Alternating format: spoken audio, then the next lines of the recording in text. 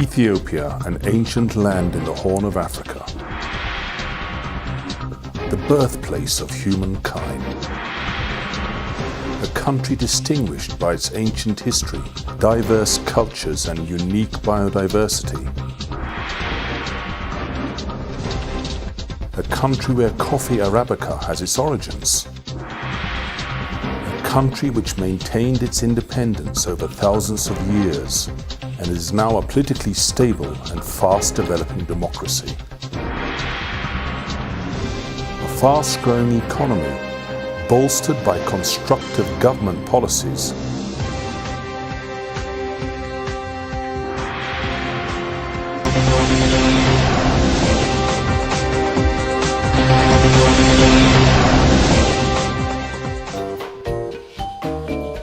Historically, Ethiopia is known as the home of some of the world's greatest ancient civilizations, such as the Aksumite Empire and the Kingdom of Lalibela.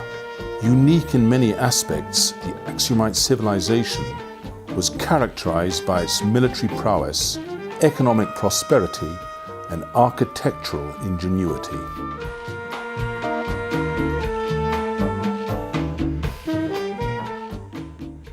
Lalibela, with its churches carved from the solid rock, is rightly acknowledged to be one of the wonders of the world. Though renowned for its historic civilizations and culture, over the millennia, poverty and drought have threatened Ethiopia's very survival, shaken Ethiopians' otherwise stubborn pride, and have posed serious challenges to the continuity of the nation. Today, the country is undergoing a process of revival once again.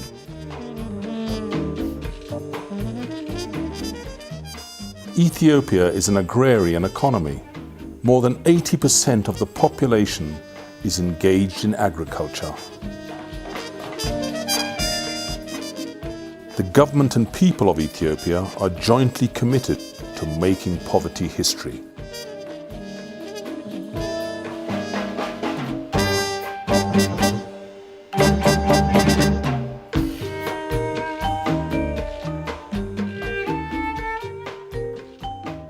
Over the past 2 decades, the battle against poverty and underdevelopment has been vigorously joined. For a nation mired in poverty and facing cyclical bouts of drought and famine, the struggle has not been easy. The incumbent government in Ethiopia clearly recognizes the challenges ahead. Though resources are scarce and skilled manpower is limited, the government believes that with the right policies in place, Ethiopia has a bright future.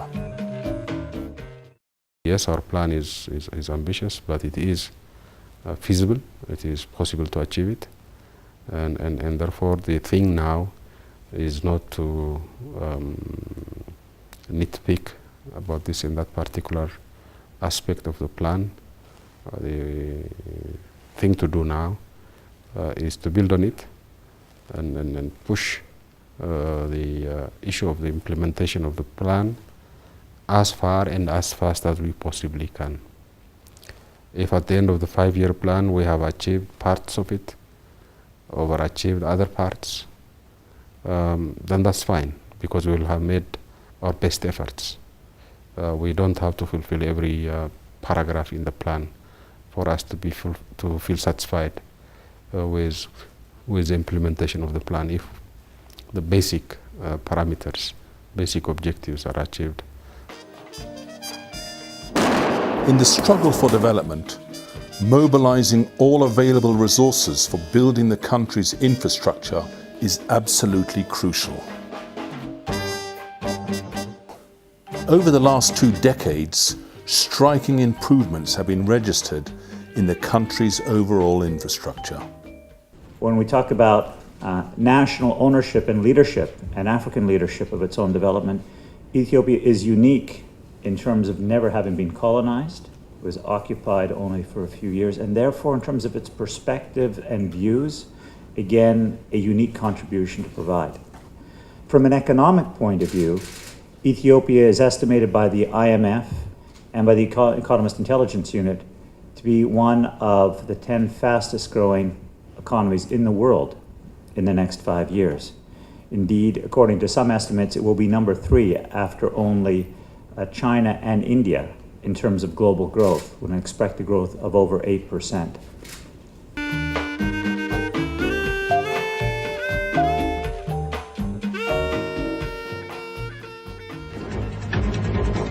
Fundamental to the struggle for development is the provision of a sustainable and adequate power supply. To this end, the government of Ethiopia has given much attention to the construction of hydropower plants. What has been achieved so far is nothing short of remarkable.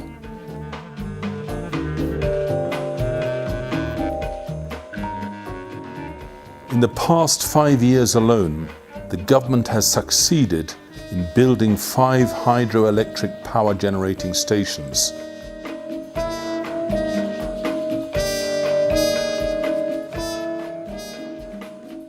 Boosting the power generating capacity of the nation from 300 megawatts to more than 2,000 megawatts.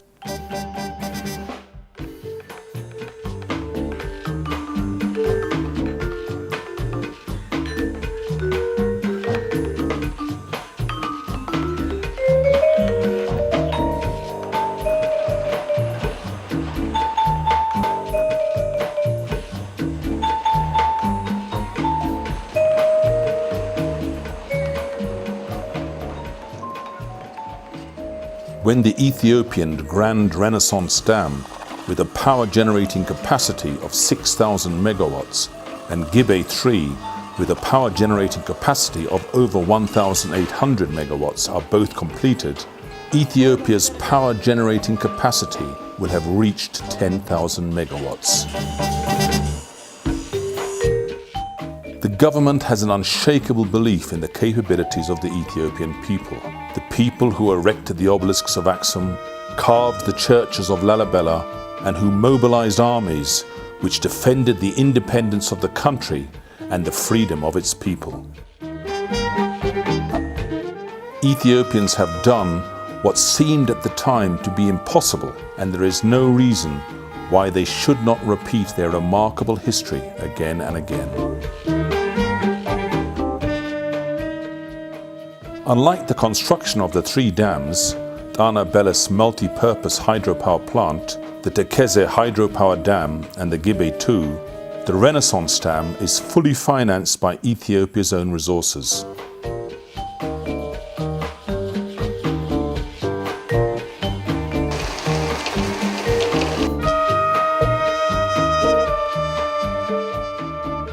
The huge 80 billion birr project is financed by the Ethiopian government and contributions from the public.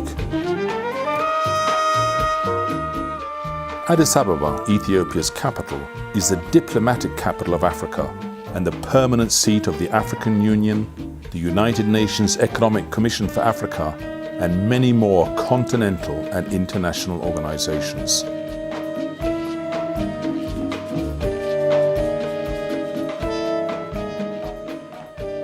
Tourist arrivals in Ethiopia, with its wonderful scenery and historic and cultural attractions, are increasing year on year. Ethiopia is a country of secrets. There are so many old buildings, monuments, temples, churches that clearly mankind must have started in Ethiopia. And for me, Ethiopia is probably one of the world's best kept secrets, because we've seen hardly any tourists, which surprises us, because in the main, the country, you can be here on a very low budget. The people, the food, the support here is amazing. If you don't want to travel for hours on a bus, Ethiopian Airlines is one of the best airlines I've travelled with. So my message is, come to Ethiopia while you can.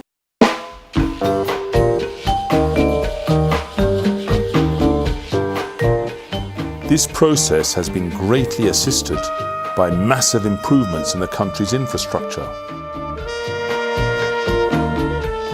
With improved supply in the capital, infrastructure and hotels, the last 5 to 6 years have witnessed a substantial increase in conference tourism.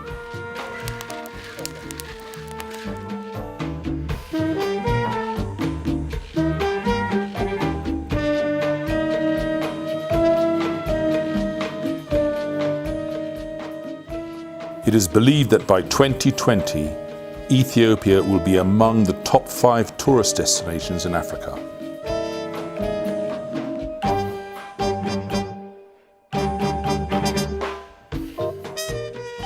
The attractive investment climate is promoting an economic boom in the country. Over the last 5 years in particular, the role of the private sector in the economy has grown significantly. Opportunities are wide open, not only for local but also for international businesses. Whenever any company comes to Ethiopia, the agreement is that they focus on building the capacity of Ethiopians so that, especially in infrastructure development, we focus on transfer of technology and as well as local capacity building, which is central for our future development. We cannot always depend on foreign country, so we need to have our own local capacity. So we focus on local capacity building in our engagement with China or India or any other emerging economies. So I think we have a very cordial relationship, and that will continue for the future as well, and in a win-win manner. Favorable conditions are already in place for those who wish to engage in industry, agriculture, real estate, education and other areas. Ethiopia really is the land of opportunities.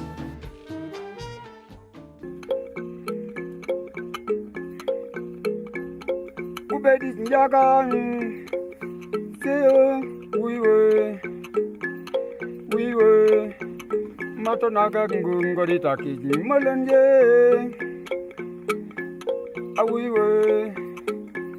awiwe matonaga ngori ngara junya gaye